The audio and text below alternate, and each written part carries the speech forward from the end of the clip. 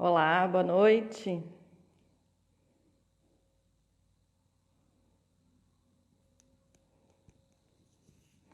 Estão me ouvindo, pessoal?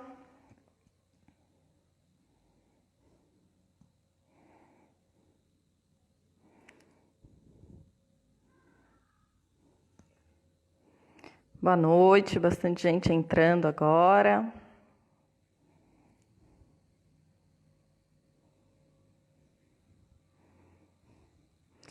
Bom, mais um Papo de Papagaio, mais uma live do Projeto Budiões, seguindo a nossa série aí para divulgação científica, disseminação do conhecimento. Um papo bem legal, a gente já teve algumas lives, estão todas salvas no nosso canal do YouTube, no canal do YouTube do Projeto Budiões, só buscar lá. E hoje o nosso papo de papagaio vai ser sobre o... Hoje nós vamos falar de nós mesmos, né? Nós temos um convidado especial, coordenador do Projeto Budiões, Carlos. Olá, Carlos. Oi, Marina, boa noite. Boa noite. Tá me ouvindo bem aí? Tranquilo. Beleza. Pessoal entrando já. E hoje uma live diferente, né, Carlos? Nós falamos de nós mesmos. A gente falando da gente mesmo, é isso aí. Atendendo a pedidos aí, quando a gente começou as lives, algumas pessoas mandavam mensagens e perguntavam um pouco mais sobre o que é o Projeto Budiões, da onde ele veio, onde que ele funciona. Então, hoje essa live vai ser para a gente contar um pouco aí sobre a história do Projeto Budiões, sobre as atividades, onde que ele atua e tudo mais. Bastante gente entrando, boa noite para todo mundo. Lembrando que quem quiser fazer perguntas, pode ir colocando as perguntas a qualquer momento, que a gente vai anotando e ao final a gente faz uma rodada para o Carlos responder aí algumas perguntas. Tá bom? Bem. Vamos começar então? Vamos apresentar nosso convidado, né? Nosso convidado é o coordenador do Projeto Budiões, Carlos Werner Hakradit. Acho que eu acertei, né? É. Que bom. Não é fácil acertar esse último nome, não é rápido. Hakradit. Bom, o Carlos ele é formado em Biologia pela Universidade Federal do Paraná, tem mestrado em Ecologia também pela Universidade Federal do Paraná e é doutor em Biologia Marinha pela Universidade de Múrcia, na Espanha. Trabalhou com ecologia marinha, com ênfase em conservação de espécies ameaçadas, o efeito das áreas marinhas protegidas e hoje é professor do Centro de Ciências Ambientais da Universidade Federal do Sul da Bahia, o campus aqui de Porto Seguro, onde é a sede do Projeto Budiões. Carlos, vamos começar aí. Você trabalhou já com peixes recifais, acho que desde a sua graduação, em toda a sua pós-graduação, já vem trabalhando com peixes recifais. Mas onde é que os budiões entram nessa história? Como é que os budiões entraram na sua vida e na sua história de pesquisa? Então, vamos lá. Boa noite a todos e todas que estão entrando por aí. Então, Marina, essa história é uma história longa, né? Assim, eu venho trabalhando com peixes recifais desde o... Na graduação eu não trabalhava ainda diretamente com os peixes recifais, mas já trabalhava na área marinha, fiz vários estágios na área marinha, né? E dentro desses estágios, um dos estágios que era eu trabalhava com organismos bentônicos, né, que são aqueles bichos que ficam fixos lá no fundo, eu estava na graduação, eu ajudava um colega que estava no doutorado, né, eu era uma das únicas pessoas que mergulhava no laboratório junto com ele, e nessa época ele começou a trabalhar, fez um experimento de predação num banco de rodolitos lá em Santa Catarina, na Reserva Biológica Marinha do Arvoredo. E foi lá que eu comecei a me aproximar dos peixes recifais. Aí o tempo foi passando, fui fazendo vários estágios, a vida acabou inclusive me levando, fui fazer minha monografia com tartaruga marinha, né, uma coisa bem diferente dos peixes recifais, mas fiz com a tartaruga marinha, com predação dos ninhos de tartaruga marinha, né? E no mestrado eu acabei voltando, vindo para os peixes de volta, que era uma área que eu queria me aproximar, mas não consegui fazer nada durante a minha dissertação, especificamente com os peixes recifais, mas comecei a fazer pequenos trabalhos, fui me aproximando de pessoas que estavam trabalhando com peixes recifais, E aí, desde esse momento, eu comecei a trabalhar. Já vinha nessa linha de trabalhar com espécies ameaçadas, né? E fui trabalhando cada vez mais com peixes recifais. A tese foi com garopa, né? Com 2 espécies de garopas que estão ameaçadas também de extinção. Então, trabalhei com espécies ameaçadas durante o meu doutorado, lá na Espanha, em Múrcia. E um pouco antes de ir para lá, no intervalo aí entre o mestrado e o doutorado, eu vim para Caravelas e fiz um estágio, passei um tempo trabalhando com o pessoal da CI, da Conservação Internacional, onde eu fiz parte com eles, fazia parte do monitoramento que eles mantinham lá em Abrolhos. E aí eu me aproximei muito dos budiões, me aproximei muito das outras espécies de peixes recifais, né? Fiz o doutorado e quando eu voltei, a gente começou um projeto que teve financiamento tanto do CNPq quanto da Rufford Foundation, que é uma fundação inglesa para espécies ameaçadas, justamente por conta da situação na qual se encontravam os budiões. Eu tenho um amigo e um parceiro, mas um grande amigo na Universidade Federal de Pernambuco, que é professor agora lá também, que é o João Feitosa, minha esposa e ele, na época, ele terminando o doutorado, eu e Fabiana já no pós-doutorado, a gente conseguiu emplacar esses 2 projetos e começamos a trabalhar com os budiões. Começamos com o budião azul, que estava num estado mais crítico de ameaça naquela época, né? Bom, continua ainda hoje.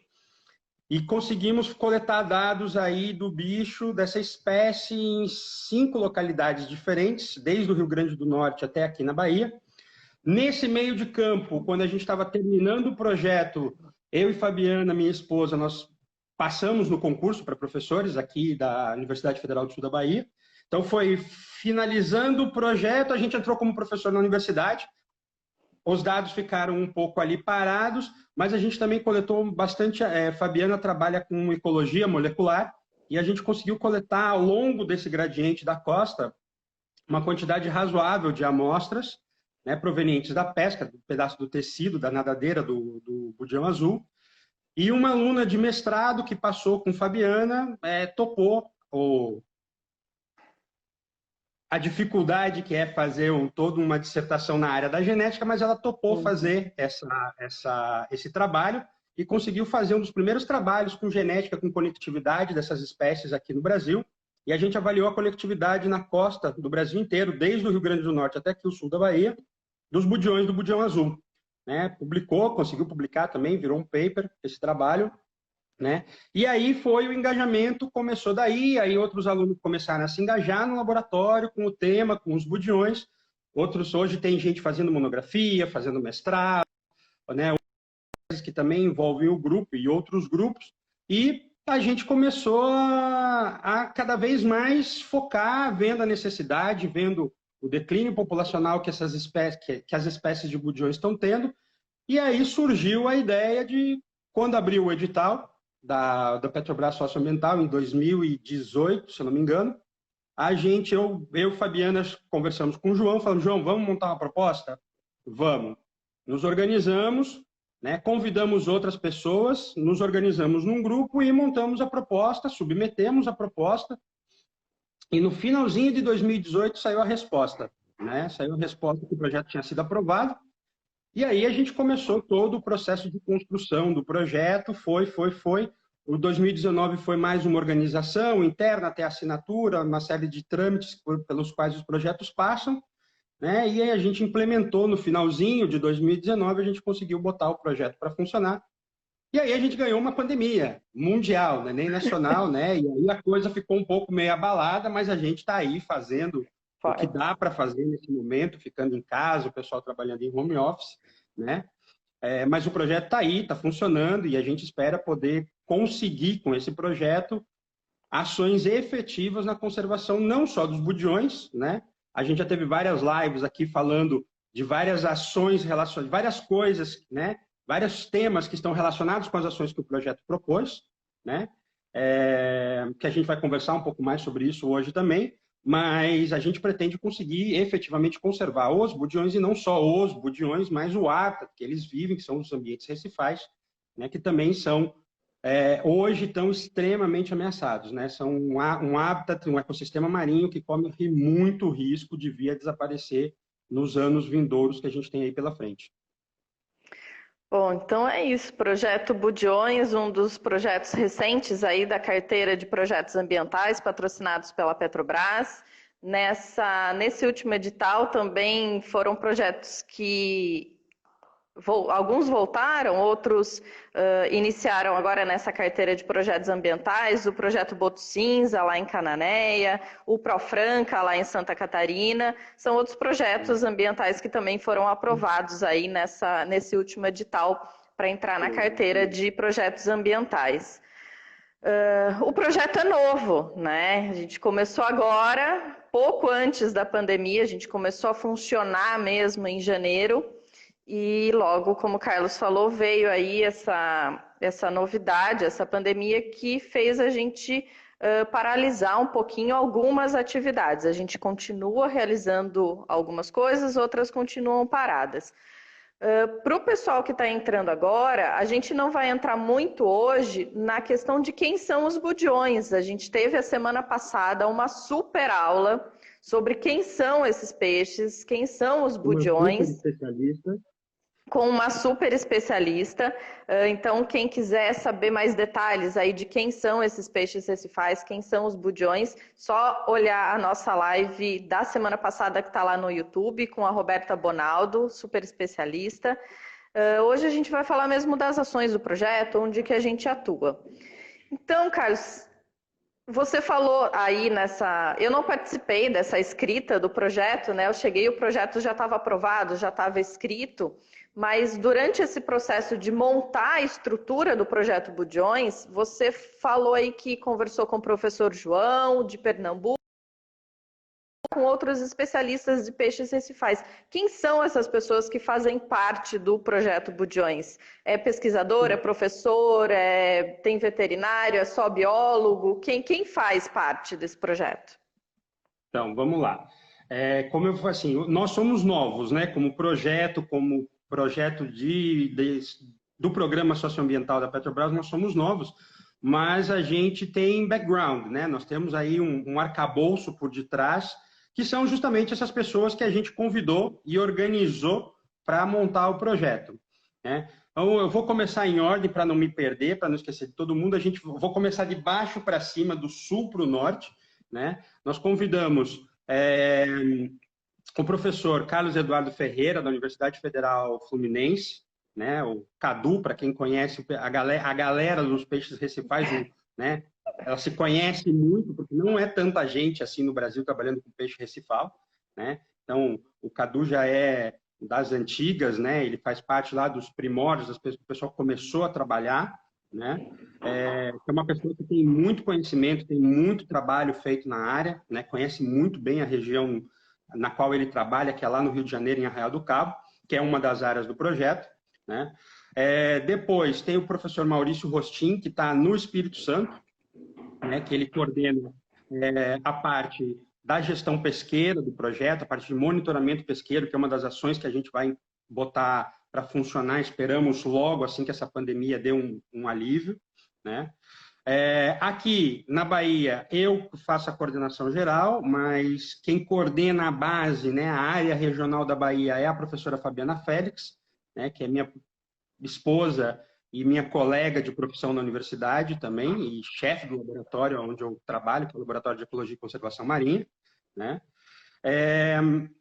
Aqui, ainda na Bahia, nós temos o professor Alexandre Schiavetti, que é da UESC, Universidade Estadual de Santa Cruz, né, que é também um grande parceiro, um grande amigo pessoal, né, e a gente tem feito várias coisas juntos, e ele coordena a parte de políticas públicas do projeto e a parte de divulgação científica também está com ele, toda essa parte ficou a cargo dele dentro do projeto.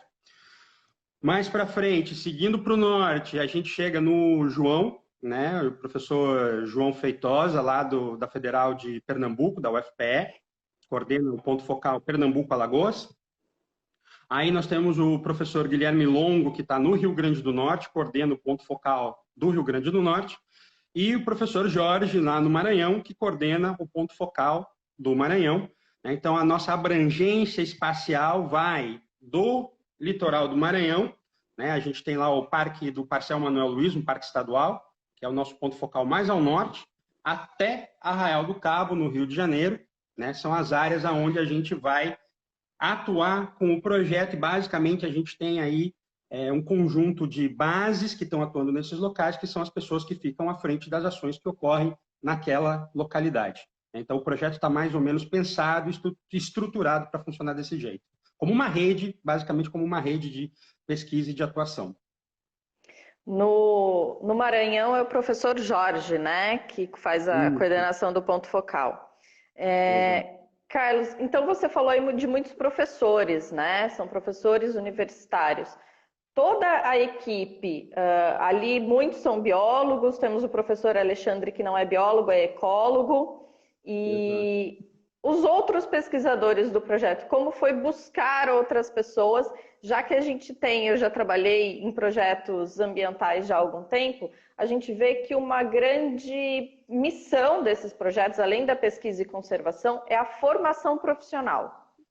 Então, nós temos grandes coordenadores de áreas regionais, de pontos focais, que já estão na área de pesquisa há muito tempo, mas nós temos também todo um conteúdo, toda uma equipe que foi formada, pensando também nessa parte dos projetos ambientais de formação profissional. Então, quem são as outras pessoas, além desses coordenadores regionais, professores universitários?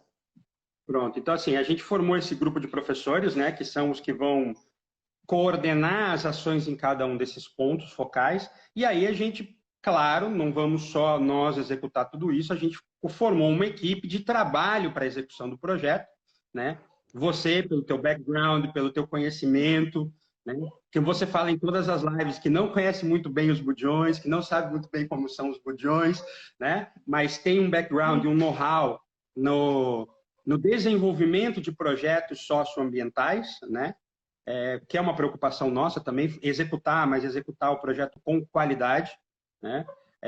A gente foi juntando pessoas, né? Então veio você, que foi a nossa gerente do projeto, né? A gente tem mais 2 pesquisadores sêniores, né? O Ricardo, que está no setor, o que a gente dividiu basicamente, o Ricardo que já é doutor também, né? Ele é um pesquisador que já tem doutorado, ele está atuando na parte norte, né? Está mais à frente do que são as pesquisas do projeto, então ele vai coordenar junto com o João, o Guilherme e o Jorge a parte norte do que seria a área do projeto, né? E o Cris, que é o Cristiano, que está aqui na Bahia, né? E vai coordenar a Bahia, Espírito Santo e Rio de Janeiro, a parte das ações do projeto.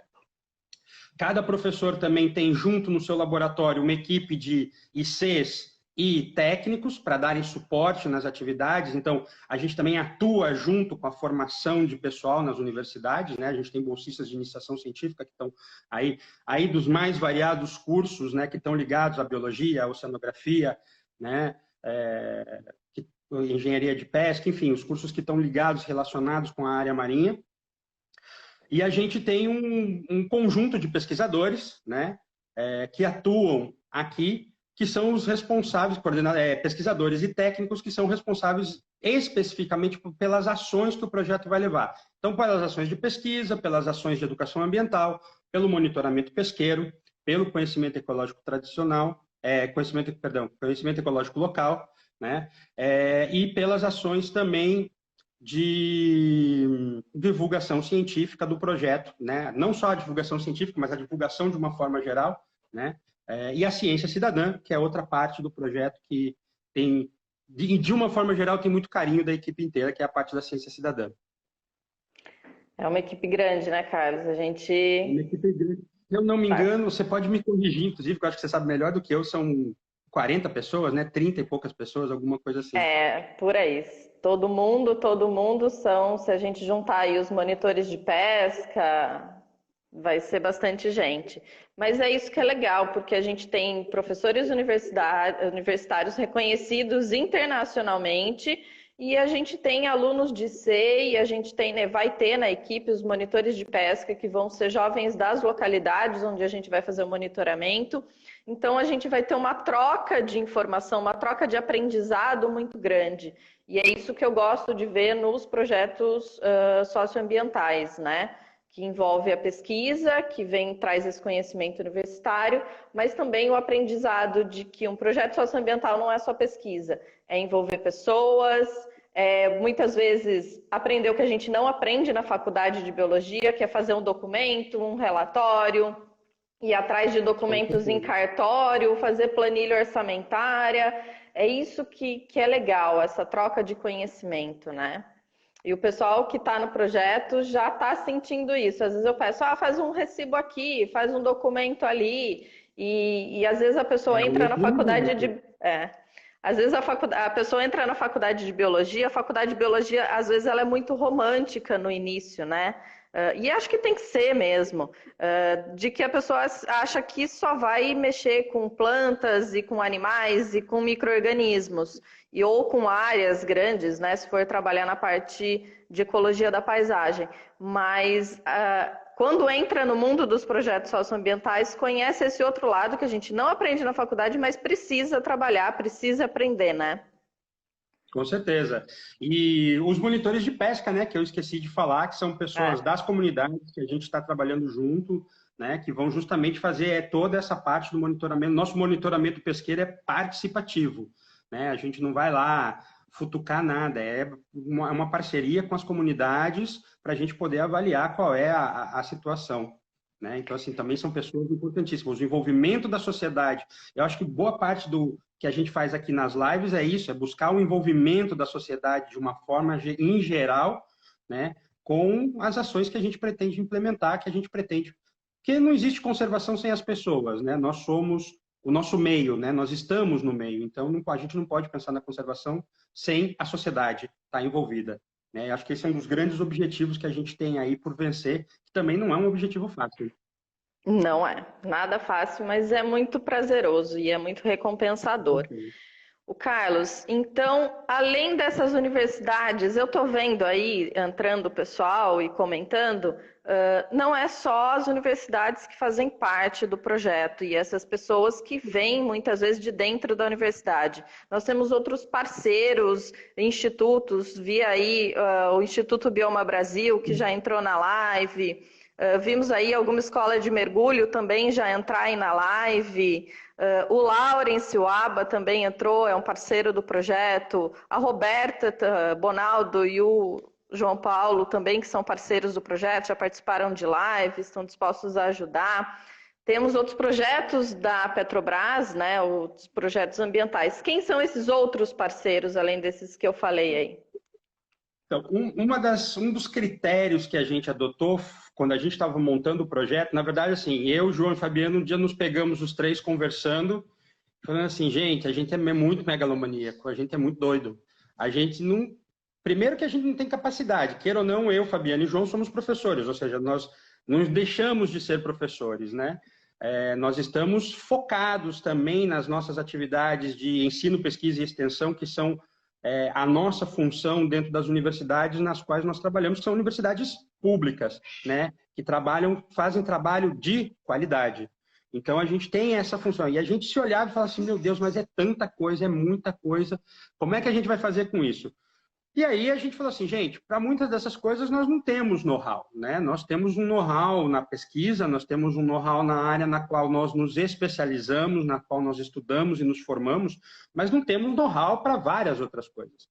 Então, a nossa ideia foi uma coisa relativamente simples. Vamos nos munir de parceiros que saibam, que tenham know-how do que a gente precisa ser executado. Essa foi a nossa perspectiva inicial, né? Eu sempre gosto de comentar isso. Eu tive uma experiência no meu doutorado muito abrangente, onde o meu orientador era uma pessoa, uma pessoa, né, de muitas relações. Ele é uma pessoa que gosta de ter relações humanas com as outras pessoas. Ele gosta de conversar, de passear, de viajar, né, de comer, de beber, de trocar ideia com as pessoas. E ele tem uma rede de pesquisa muito grande lá na Europa, com quem a gente acabou vivenciando várias relações dessas ao longo do doutorado, indo fazer um estágio aqui, analisando um dado com o outro, e isso me cativou muito, poder trabalhar em rede, poder trabalhar em conjunto com outras pessoas. Né? Porque se eu não sei uma coisa, aquele colega pode saber e pode executar, e com certeza vai executar muito melhor do que eu. Então, aí veio com a aprovação do projeto, já pensado nessa estratégia, a gente começou a buscar os parceiros para poder executar essas ações. Então, por exemplo, o que você citou, o Bioma Brasil, é um desses parceiros que veio para executar uma coisa na qual ele tem muito know-how, que é educação ambiental, né? E está ajudando a gente, né? Nós firmamos uma parceria com eles para poder executar várias das ações. O Instituto Baleia Jubarte foi outro que botou fé no projeto desde o primeiro dia. A gente já, quando submeteu o projeto, já teve eles como parceiros na proposta inicial, né? E a gente tem certeza que a gente tem muita sinergia para trabalhar com eles em muitas coisas. O outro parceiro que veio também é o Meros do Brasil, né? Que na forma do projeto e do próprio instituto, que a gente tem também muita sinergia. Somos os únicos 2 projetos focados em peixe exclusivamente, né? De espécies ameaçadas, o Meros do Brasil no mero, né? Que é uma espécie de garopa, né?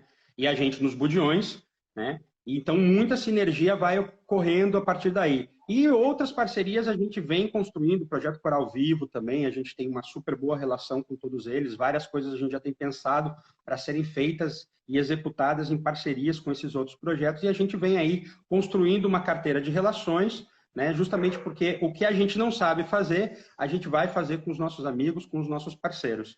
Então, essa é um pouco da ideia do Budiões, que ele seja uma grande rede de colaboração com várias pessoas Brasil afora. Não só as pessoas da ciência e da academia, né? A gente preza por fazer uma ciência boa e de qualidade, né? Mas a gente preza para que todas as nossas ações sejam bem feitas, né? Todas sejam boas e com qualidade. Então, a gente está aí juntando os parceiros cada vez mais para poder fazer bons trabalhos nas várias áreas que a gente resolveu se colocar. Que bom, equipe e parceiros de peso, né? Carlos, teve um pessoal que está entrando agora, só relembrar um pouquinho qual que é a área de atuação do projeto. A nossa sede é aqui em Porto Seguro, Bahia, Porto Seguro, mas qual a nossa área geográfica? De onde a onde a gente vai atuar? Na costa brasileira? E se você puder citar algumas áreas, alguns pontos de mergulho, comunidades que serão alvo de atividades do projeto, né? Tá. Vamos lá, eu vou explicar da onde, primeiro por que a gente selecionou essas áreas, né?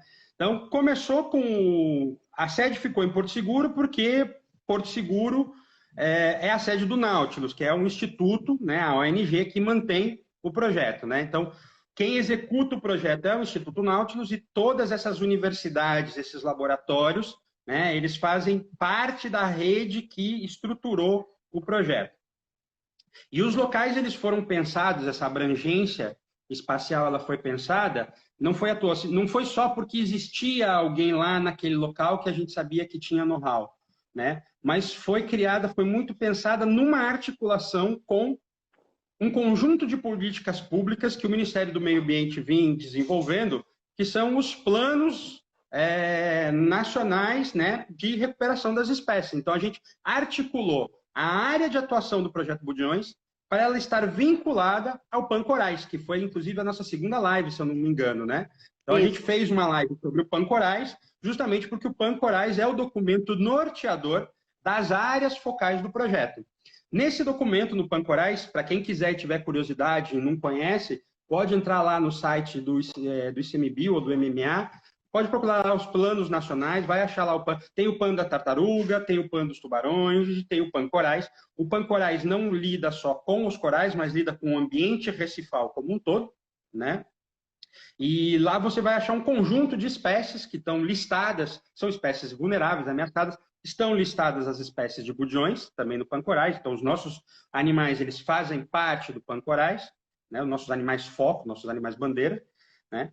E tem um conjunto de áreas que são áreas sensíveis, que são áreas prioritárias, justamente para quê? Para a gente buscar conhecimento e desenvolver informações, levantar informações para poder conservar e proteger essas áreas, né? Então a gente começa lá, vamos começar de baixo para cima de novo para não me perder. Arraial do Cabo é uma área dessas, é uma reserva extrativista, é a reserva extrativista marinha de Arraial do Cabo, né, que é uma unidade de conservação de uso sustentável, né?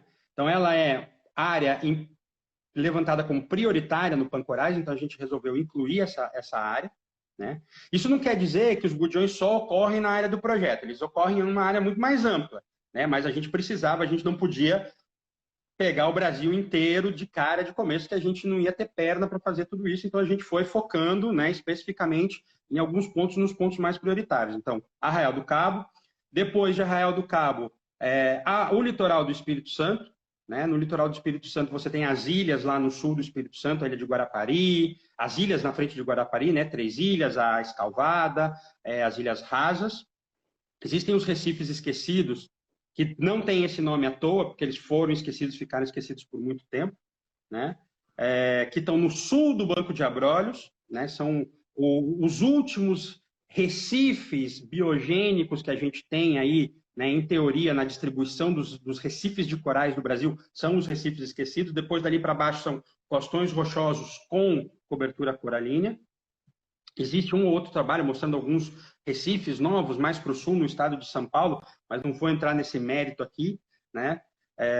Aí a gente tem Abrolhos, né?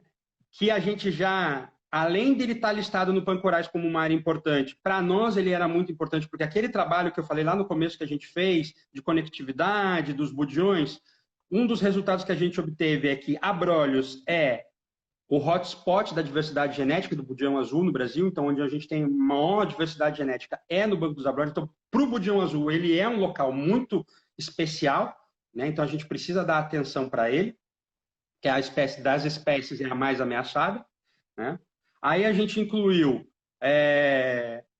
recifes e alagoas, porque tem a maior unidade de conservação, bom, agora não por conta das unidades de conservação marinha no entorno das ilhas oceânicas, mas até então elas serem promulgadas, que também foi em 2018, era a maior área marinha protegida do Brasil, que é a APA Costa dos Corais, que fica entre o sul de Pernambuco e o norte de Alagoas. Então, essa área foi incluída por conta dessa área marinha protegida, da APA Costa dos Corais. No Rio Grande do Norte, fez parte do nosso estudo, então nós já sabíamos da importância da APA Recifes de Corais, que é uma APA estadual, uma área de proteção ambiental estadual dos recifes de corais, que pega os recifes de Maracajaú e Rio do Fogo. Então, a gente sabe que é uma área bastante importante já lá no Rio Grande do Norte. E aí a gente quis colocar o Parcel Manuel Luiz, que é basicamente o limite norte de distribuição dos recifes de corais aqui no Brasil. Uma área de muito difícil acesso, e por ser de muito difícil acesso, uma área que carece muito de estudos, tem muito poucos estudos realizados lá. Então a gente resolveu incluir por achar que é um local importante para ser avaliado e também está listado lá no Pancorais como uma área prioritária. Então essa é a razão da gente ter escolhido essas áreas, essas abrangências. Isso dá uns 2.000 quilômetros de costa, 1.000 e pouco quilômetros de costa, é uma área bastante extensa para se trabalhar, né? Mas a gente achou que a gente ia dar conta com essa rede, a gente tem certeza que a gente vai dar conta com essa rede que a gente montou aí. Muito bem. Carlos, falamos então quem é, né? Como está estruturado o Projeto Budiões, quem são as pessoas que fazem parte do Projeto Budiões de pesquisadores e toda essa rede que a gente conseguiu juntar. Vamos falar, então, o que o Projeto Budiões vai fazer? Quais as principais ações que o projeto vai ter ao longo dessa área toda de costa? Bom, a gente dividiu o projeto em alguns grandes grupos de ações, né? O primeiro grande objetivo é levantar conhecimento técnico e científico sobre as espécies, né? Então, a gente aí tem várias ações, desde telemetria para a gente determinar a área de vida, monitoramento das populações nessas várias localidades para a gente ver como está a situação das espécies de budiões ao longo dessa costa, né, que a gente vai poder atuar, né? Estudos menores, estudos pequenos que a gente vai fazer, que a gente vai desenvolver também dentro do projeto. Então, tem um arcabouço grande técnico-científico que o interesse final é basicamente fazer o quê? Levantar informações para a gente poder dizer, ó, a situação aqui está mais tranquila, a situação lá está mais complicada, esse recife deveria ser protegido, esse recife aqui está tranquilo por enquanto. Então, a ideia é poder criar um cenário, um mapa, um filminho de como está a situação e aonde a gente precisa ter mais foco e mais atenção nesse momento. Além de tentar estabelecer um monitoramento de médio a longo prazo desses recifes, dessas áreas que a gente sabe que são áreas importantes, não só como recifes de coral, ambientes recifais, mas também para as espécies do projeto, que são os budiões, né? Budiões ou peixe-papagaio, né? O segundo ponto é o monitoramento pesqueiro, né? Então, a gente se preocupou em tentar avaliar, além do Pancorais, a gente tem um outro documento nacional, que é o Plano Nacional de Recuperações das Espécies de Budiões, né? O MMA, ele, além dos PANs, ele colocou vários planos de recuperação para essas espécies ameaçadas, né? A pessoa que construiu esse plano faz parte do projeto, é um dos parceiros do projeto, que é o Matheus. Eu já vi o Matheus passando aqui no feedzinho aqui, né? Matheus Freitas, né? Foi ele que criou esse plano. Conheço também Matheus há muito tempo, é um amigo, assim, já eu considero muito meu amigo, já de bastante tempo que eu conheço o Matheus, né? Desde quando eu fui para Caravelas em 2006, ou seja, a gente está falando aí de anos e anos que eu conheço o Matheus. E a gente, então, a ideia, ele veio justamente no projeto, porque foi ele que construiu esse plano, né? Então, ele conhece muito da pesca dos budiões. O Matheus está envolvido no projeto, justamente no monitoramento pesqueiro, que é justamente para a gente poder entender se esse plano ele está sendo implementado, como está sendo implementado, o que a gente pode melhorar, né? Então, ele está aí também ajudando nesse processo. A gente vai implementar esse plano de monitoramento e vai, com isso, poder ter uma base, um arcabouço para tentar ajudar nessas políticas públicas, né? Ou seja, com base nessas informações, o que a gente pode melhorar, o que está bom, o que talvez não esteja tão bom, aonde a gente precisa apertar um parafuso, puxar um cabo para que a coisa funcione melhor, né? Então, essa é a proposta do monitoramento pesqueiro. Aí a gente tem o eixo da educação ambiental, né? A nossa educação ambiental ela está pensada e ela está focada para atuar em duas frentes. Uma frente são com os guias de turismo, né? Então, o pessoal que leva o pessoal para passear nos recifes, para mergulhar nos recifes, operadoras de mergulho, pessoal que faz passeio para visitar piscinas naturais, né?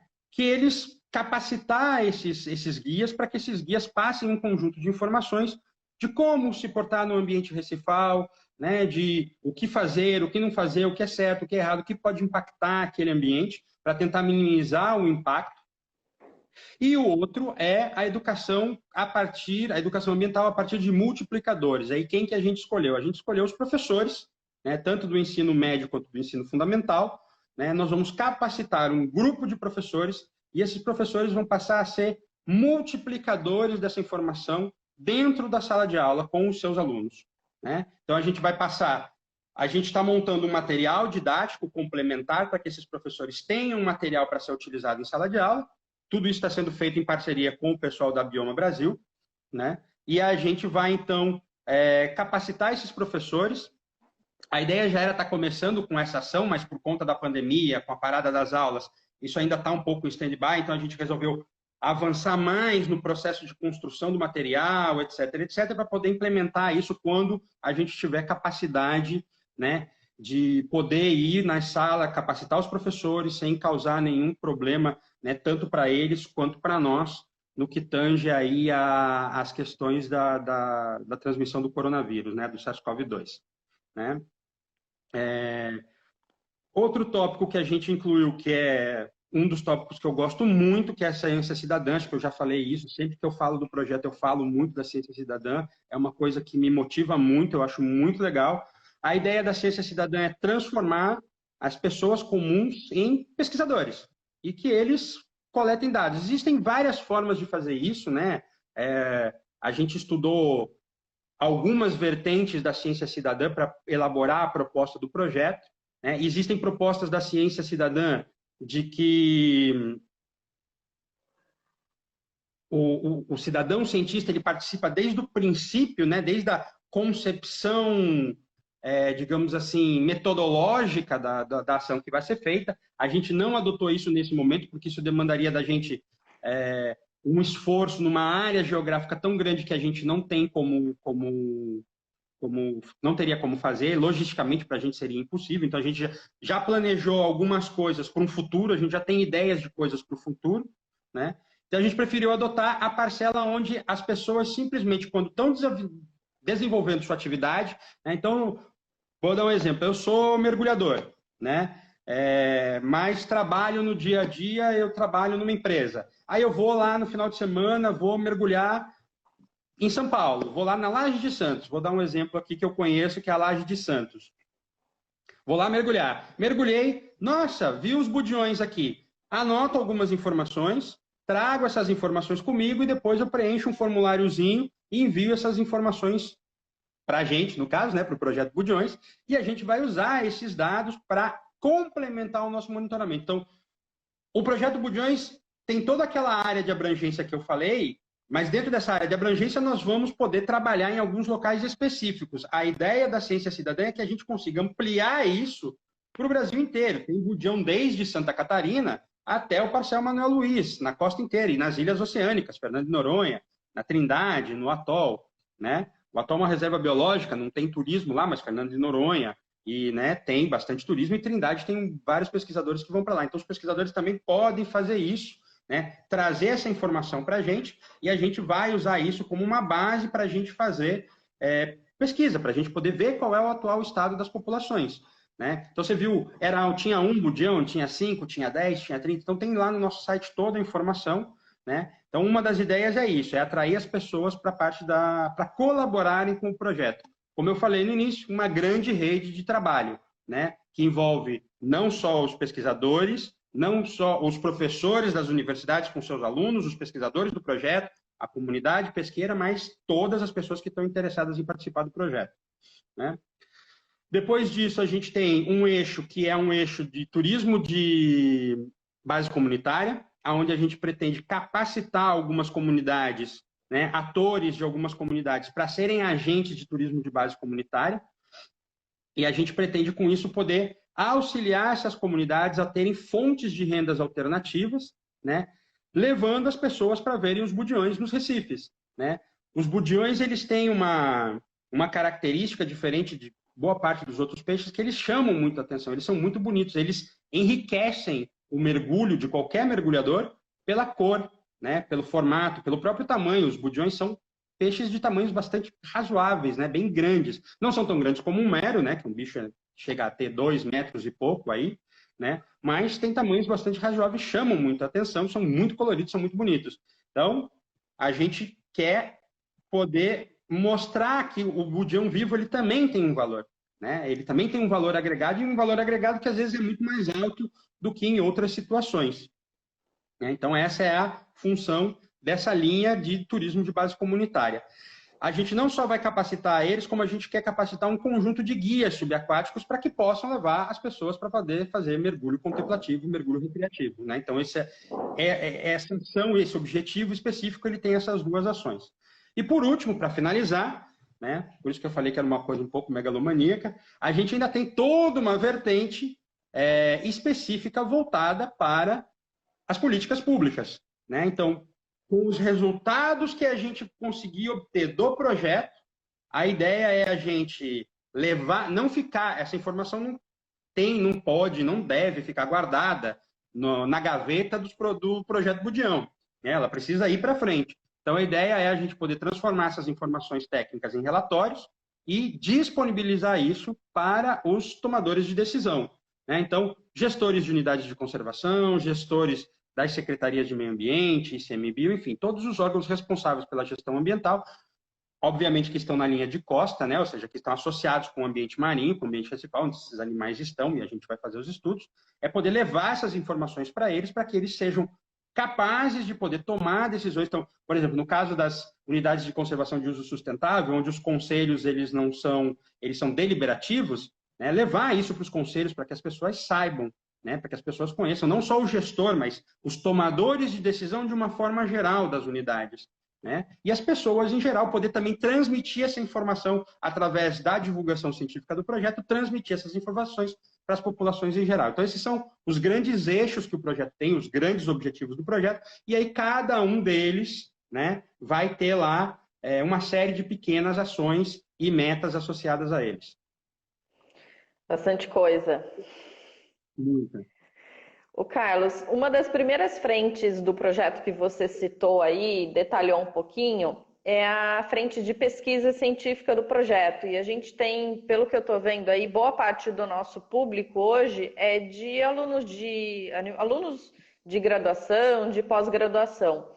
Então, dentro desse programa de pesquisa que o projeto vai desenvolver, que tem vários métodos que vamos utilizar, quais as informações mais importantes que a gente vai coletar e vai buscar desvendar essas informações?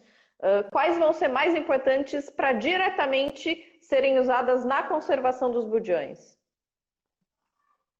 Várias coisas, né? No fundo, o próprio live com a Roberta Bonaldo na semana passada mostrou para a gente que o que não falta é buraco para ser preenchido sobre o que a gente entender biologia e ecologia desses bichos, né? A gente sabe a grande importância que eles têm, né? A gente sabe alguma coisa sobre a biologia desses bichos, mas tem muito pouca informação. Falta ainda detalhes para a gente ver o quadro, né? A gente pode imaginar que a gente tem hoje um cenário para os budiões, principalmente aqui no Brasil, mais do que para outros lugares do mundo, onde eles são mais estudados, mas aqui no Brasil a gente tem um quadro feito de quebra-cabeças, né? Onde a gente tem partes desse quebra-cabeça colocados, parte desses quebra-cabeças são inferências que a gente faz com base nos trabalhos feitos em outros locais, né? E um monte de buraco, faltando um monte de pecinha desse quebra-cabeça. Então, a ideia é poder começar a montar esse quebra-cabeça, né? Mas eu acho que uma das coisas principais que a gente vai fazer é o monitoramento, né? Ou seja, ter um arcabouço que possa se estabelecer de longo prazo numa área de costa bastante significativa, digamos assim, pela sua extensão, né? Poder saber quantos bichos tem, qual a estrutura daquela população que vive ali, né? Qual o tamanho médio dos indivíduos, quantos juvenis, quantas fases iniciais, quantos da fase terminal, né? A Bonaldo explicou bastante bem na semana passada o que é a fase inicial, a fase terminal, né? Então, na fase inicial você tem um conjunto de indivíduos, eles normalmente nascem fêmeas, né? Você tem uma boa parcela desses da fase inicial fêmeas, um ou outro macho ali no meio, e os terminais são todos machos, né? Então, você conseguir ter essa relação conhecida para os recifes brasileiros pode ajudar muita gente a entender, fazer projeções de como isso vai ficar no futuro, né? Será que tem bastante indivíduo? Tem indivíduo suficiente para manter a população? Essas populações são viáveis? Elas estão à beira da extinção? Né? A gente sabe que as populações vêm reduzindo de forma drástica, né? Esses são os motivos pelos quais eles entram nas listas de espécies ameaçadas. Né? Nós tivemos, inclusive, faz pouquíssimo tempo, acho que 2 ou 3 meses atrás, a oficina para revalidação dessas espécies. Né? A gente viu que a situação deles já estava crítica, deve ter piorado, ainda não foi publicada. Vamos ver quando for publicada para a gente saber qual vai ser, como é que eles vão estar recategorizados, se vão estar ou se não vão estar. Mas a gente imagina que eles estejam, ou pelo menos algumas das espécies, sejam recategorizadas aí para níveis de ameaça maiores. Isso quer dizer que as populações estão indo de mal a pior. Então, eu acho que o monitoramento ele vai dar uma base relativamente segura de dados e de informações, né, para a gente ter mais certeza na tomada de decisão. A gente não, né? A sociedade como um todo, né? Quando eu falo a gente, não quer dizer a gente o projeto, mas a sociedade como um todo ter mais segurança na tomada de decisão. Né? E aí as outras coisas vêm complementar. O monitoramento pesqueiro também é fundamental para juntar essas duas informações e a gente poder ter uma tomada de decisão mais específica. Ó, aqui está falhando a proteção, a gente precisa melhorar aqui, tem que conservar bem essa região, criar uma unidade de conservação, melhorar a gestão de uma unidade, né? Então, esses são alguns dos parâmetros que eu acho que são os mais importantes. Então, Carlos, e você tocou aí nessa fala final sobre o monitoramento pesqueiro. É uma deficiência que a gente tem no Brasil. No Brasil não existe uma estatística pesqueira. E Quando a gente fala, mas tem algumas iniciativas pontuais aí que já fizeram em algum momento ou fazem hoje em dia monitoramentos em locais específicos, em períodos específicos.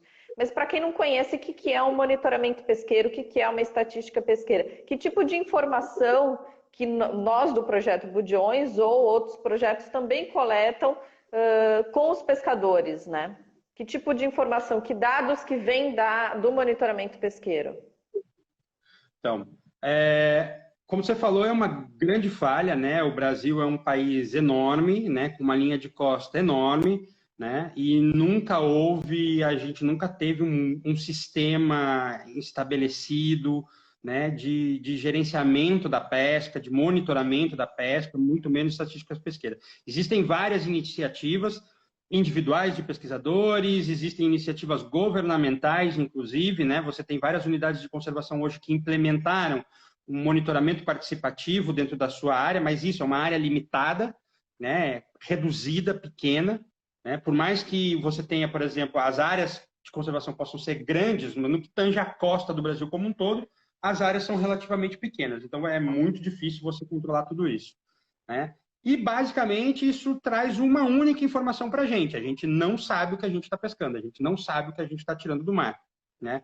O Brasil não é, pelas questões, pelas características oceanográficas, né, e da morfologia do fundo oceânico brasileiro, o Brasil não é um país extremamente piscoso, né? É um país que a produtividade pesqueira ela é relativamente baixa. Se a gente for comparar com o Chile, com a costa africana, né, a produtividade pesqueira ela é baixa. Mas os ambientes recifais são ambientes altamente produtivos, eles têm uma grande produtividade primária. E aí rola aquela coisa assim, mas eles também são altamente sensíveis.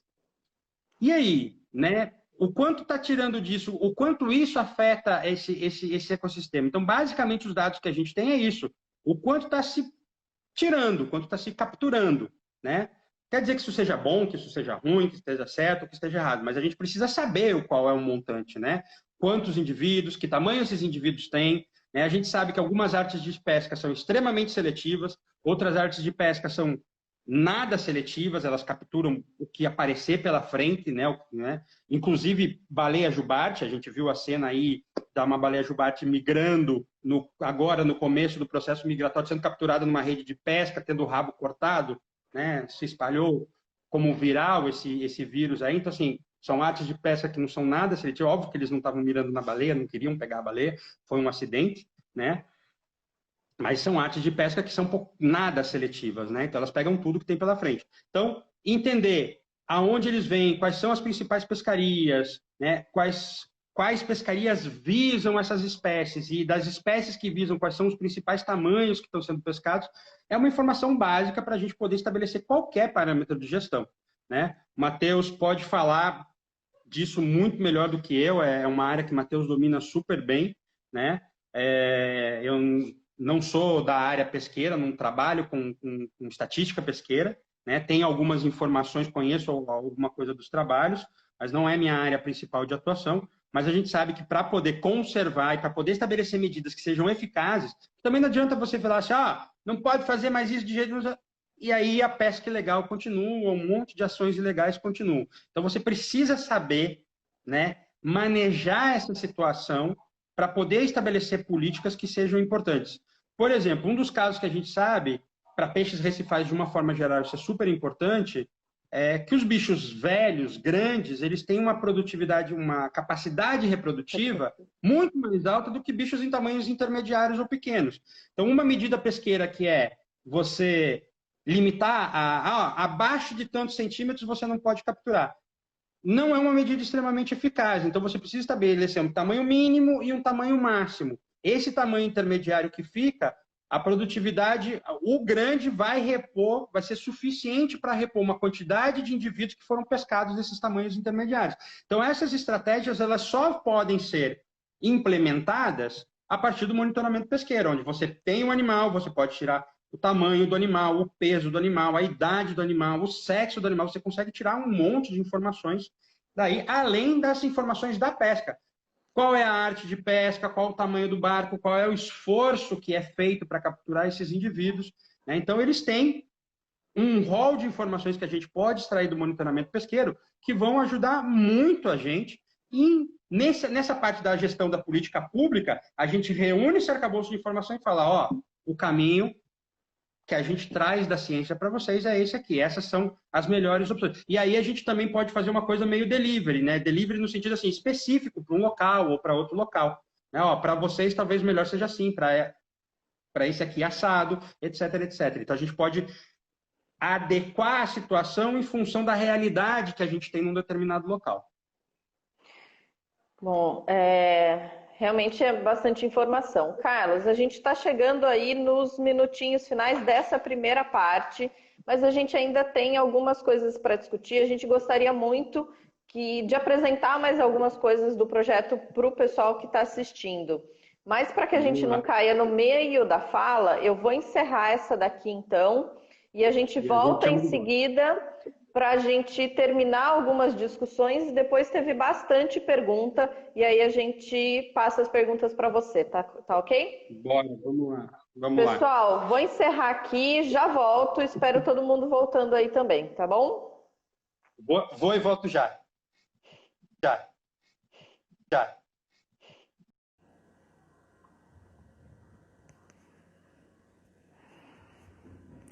Bom, voltei.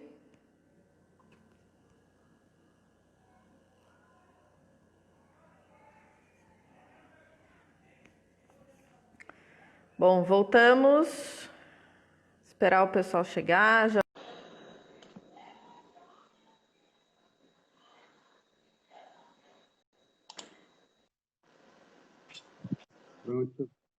Pronto, voltamos.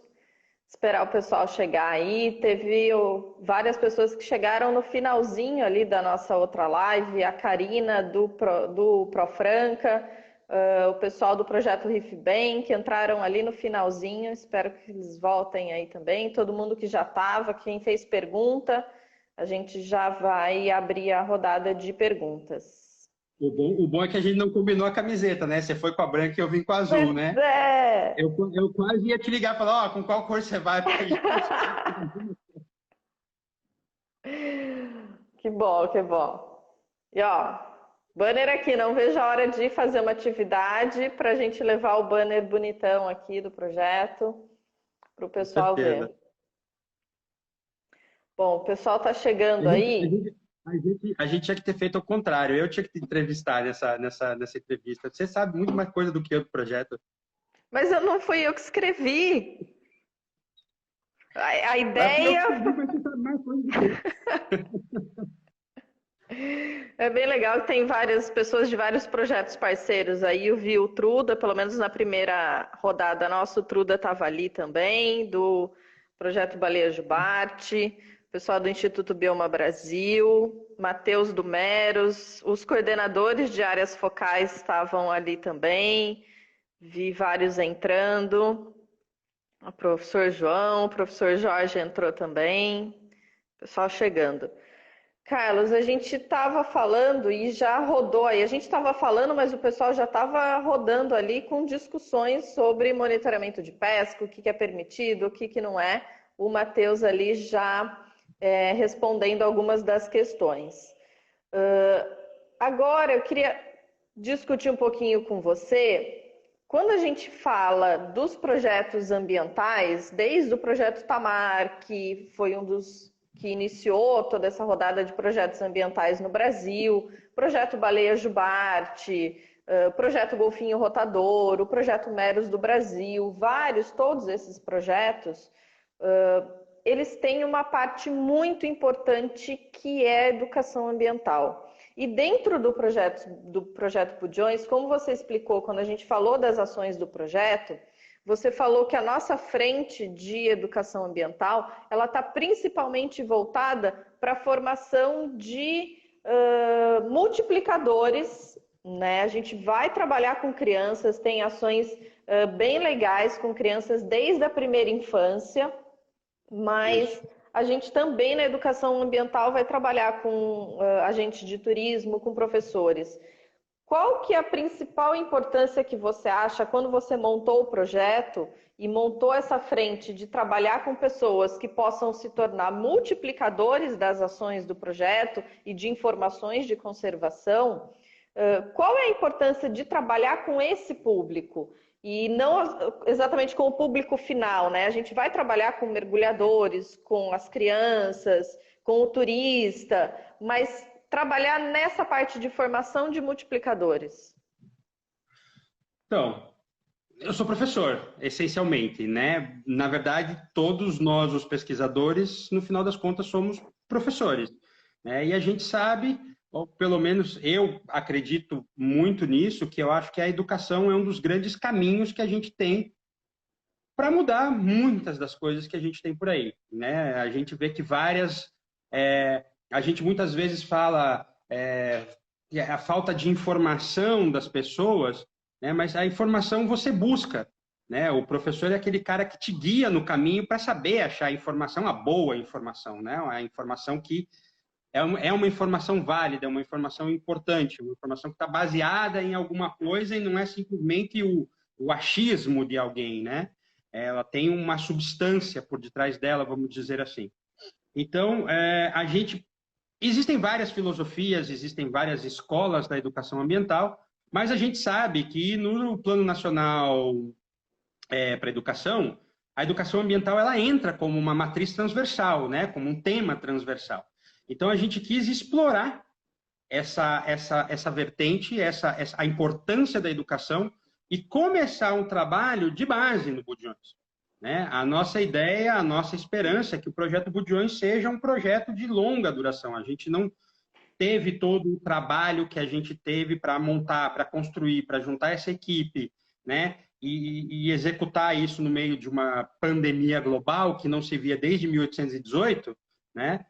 Para isso acabar amanhã. Então, a nossa ideia é construir um plano de educação ambiental, que vai ser o plano de educação ambiental do Projeto Budjões, focado no ambiente recifal, nessas espécies, né? No problema e na própria importância da pesca, né? Porque a pesca ela é importante, né? Ela não é a gente tem que pensar na estrutura como um todo. Então, a ideia é poder começar a consolidar isso agora. Então, a gente quis começar com os professores para, no futuro, a gente ir avaliando, né? A gente ir repensando, se for o caso, a educação ambiental, dando outros caminhos ou dando outros destinos, mas a gente acha que a educação, na base, ela deve ter um efeito mais potente, vamos dizer assim, do que você trabalhar somente lá no final, né? Porque uma coisa é você educar, outra coisa é você sensibilizar. Então, nós temos dentro do nosso rol da educação ambiental, uma série de ações sensibilizatórias das pessoas, e nós temos, de fato, uma vertente educacional, né, que vai tentar minimamente, já desde o começo, trazer essas informações da importância da conservação, da importância dessas espécies, né? A Roberta falou com muita propriedade, né, da importância ecológica que os budjões têm, né? Hoje, se você olhar, muitos cientistas colocam que os budjões são as espécies que podem salvar os recifes, porque eles desenvolvem um papel ecológico tão importante naquele ambiente, né, que sem os budjões os recifes entram em colapso. É como se você tirasse a chave mestra de funcionamento de um relógio.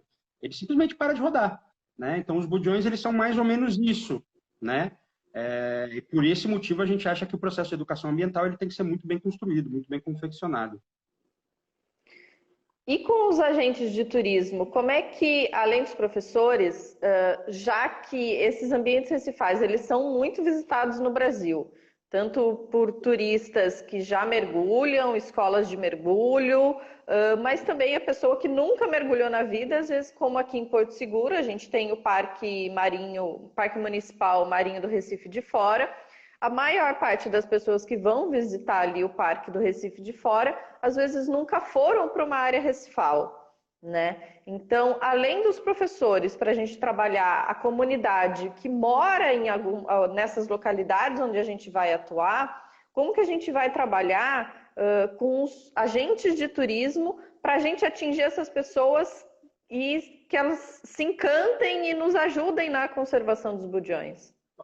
A ideia é justamente essa. A ideia é dar uma capacitação para eles, né? Por exemplo, vamos, já que você citou o caso aqui de Porto Seguro, não é o único caso, né? A gente Sim. tem um caso, a gente tem um caso que está dentro da nossa área de trabalho, né? Que é em Pernambuco, Porto de Galinhas, que tem um processo muito parecido. Tem mais área recifal lá, né? Os recifes são maiores, as piscinas são similares às que tem aqui, mas tem grande quantidade. Aqui só tem uma grande piscina, lá tem várias grandes piscinas, né?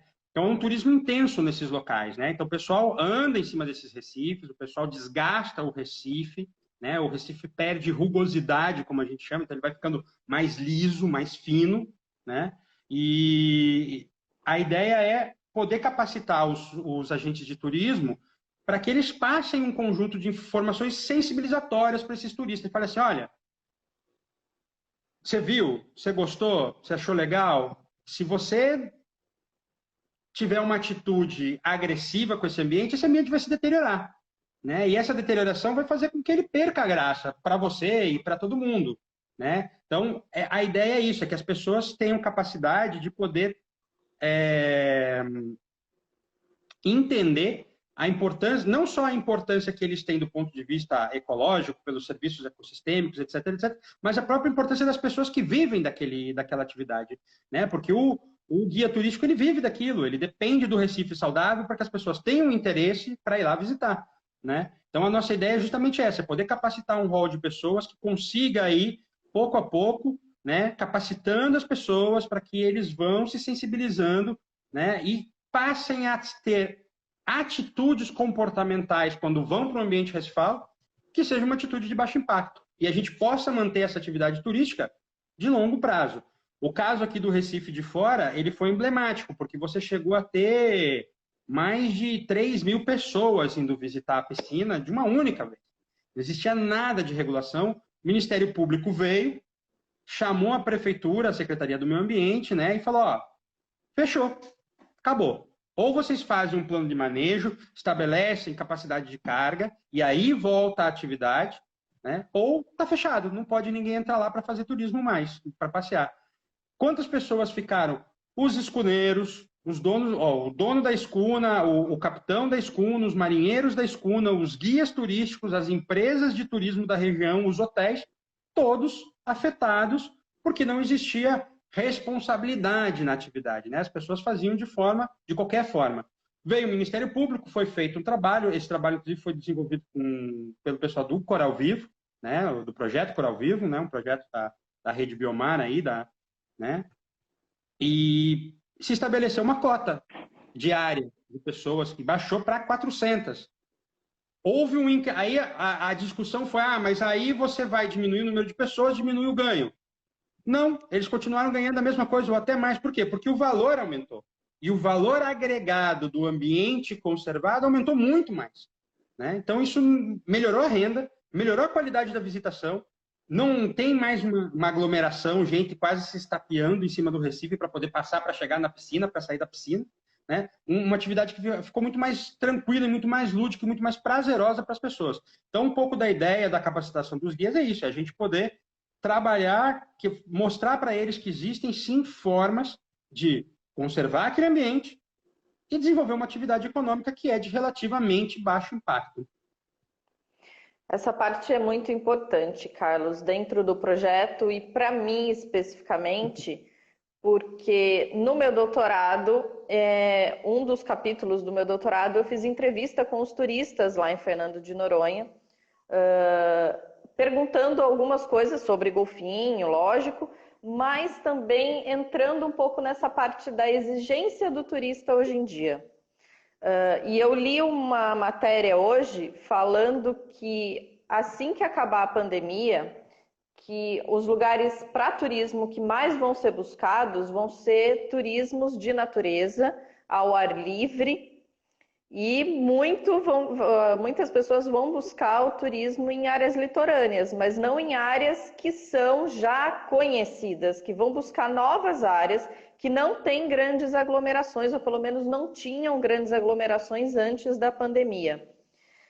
E juntando essas duas informações de que a partir do momento em que o turismo se restabelecer no Brasil, as áreas naturais, áreas abertas e não de grande aglomeração vão ser buscadas. E um pouco dos resultados que eu tive no doutorado, eu penso que as pessoas precisam se conscientizar, e muito do setor turístico se conscientizar de que o turista hoje em dia ele está cada vez mais exigente.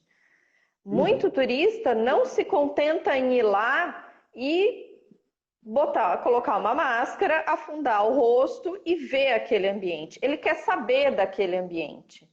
O turista, ele quer realmente praticar o que a gente chama de ecoturismo no seu conceito, que envolve o aprendizado sobre o lugar que você está visitando. Então, o setor turístico está mais exigente.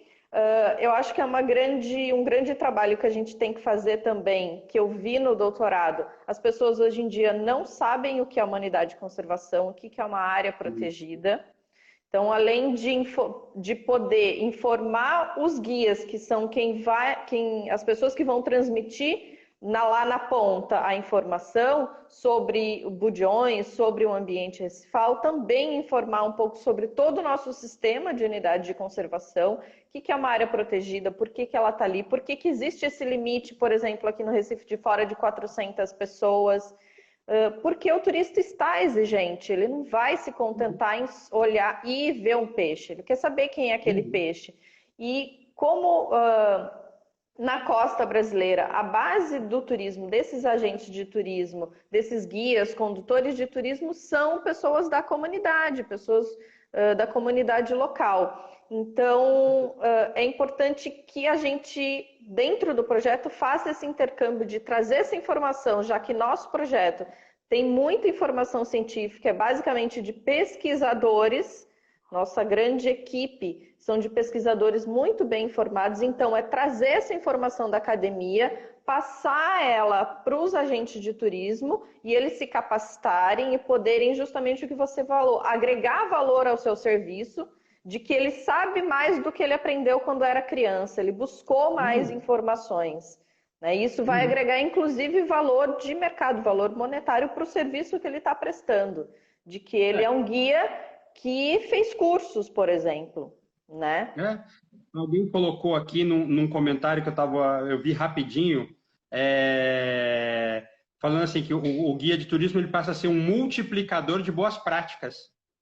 Né? Então, essa é um pouco da ideia. E alguém capacitado, né? Alguém que não está falando da boca para fora, é alguém que sabe realmente o que está... E a importância que tem essa atividade dele. Né? Não só para ele, mas para o próprio ambiente. Né? Ninguém quer que a coisa fique lá única e exclusivamente intocada no canto. Não, né? Ele é importante por várias razões. Né? Eu acho que isso daí é muito válido. Eu acho que e a gente, associado à capacitação deles, a gente tem a formação de novos núcleos, né, que é a parte do turismo de base comunitária. Então, como você falou da reportagem que você estava lendo, né, locais que antes não eram grandes centros e podem vir a virar centros, né, e essa ideia também de você agregar esse valor a esses lugares. Por exemplo, um dos lugares que a gente vai trabalhar, o Rio do Fogo está do lado de Maracajaú. Maracajaú tem grande fama. Muita gente vai para Natal e se desloca a Maracajaú para conhecer os recifes. Mas ninguém vai a Rio do Fogo, que está ali do lado. E é tão bonito quanto. Né? Então, você poder fazer esse misto, espalhar isso ao longo da região, você também aumenta o número de beneficiários dessa atividade. Né? Que é uma atividade que, queira ou não, traz renda, traz sustento, e tem um impacto baixo quando comparado com outras atividades para esse ambiente que é tão sensível quanto é o ambiente recifal. Exatamente. Carlos, se você pudesse fazer uma lista, além de pesquisadores, quem são as pessoas que são importantes para a conservação de Budeão no Brasil? Os grupos de pessoas, os setores e grupos de pessoas, além de quem faz a pesquisa. Além de quem faz as pesquisas. Bom, os pescadores, com certeza absoluta, entrariam nessa lista, né, no início dela.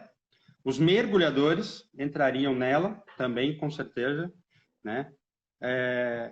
Como tudo, os gestores, os tomadores de decisão são pessoas fundamentais, são atores fundamentais para boas práticas e para boas implementações de políticas, né, na área da conservação da biodiversidade e da natureza como um todo, né, na gestão desses processos, que não é simples, não é fácil fazer essa gestão. Tá? A gente da academia não está acostumado a fazer isso e é muito, muito, muito, muito difícil você lidar com interesses distintos, com vontades distintas, né, para poder fazer uma boa gestão de um local. É muito difícil, muito complicado, né? Os turistas, eles também entram aí, porque são eles que vão ser os beneficiários finais, e aí a gente pode juntar os turistas com as pessoas do trade, do turismo, né? As pessoas que oferecem os pacotes turísticos, principalmente os de natureza, e aí entra, depois disso, entra a população em geral, né? Todos, ou seja, a gente queira ou não, a gente está falando, quando a gente fala de recurso natural, a gente fala de um bem de todos nós, né? Que por ser um bem de todos nós, sofre a famigerada tragédia dos comuns, né? Para quem não sabe, a tragédia dos comuns é algo que pertence a todo mundo, no final das contas não pertence a ninguém, porque ninguém cuida daquilo, né? A gente sofre bastante dessas coisas nas universidades públicas, né? É um bem que é de todo mundo, ninguém cuida. Em várias coisas públicas a gente sofre disso, né? Nos parques públicos se sofre disso. Não estou nem falando dos parques, unidades de conservação, não. Estou falando do parque mesmo, da cidade ali, né? Então a gente sofre muito disso. Então, é um bem que todos têm que saber que tem uma parcela de responsabilidade para que aquilo se mantenha, né? E quando a gente fala em se manter, eu não sou muito fã daquela visão romântica, né? Tem que se manter para as próximas gerações, para o futuro, para as crianças. Não, tem que se manter porque tem um monte de gente que vive e depende disso.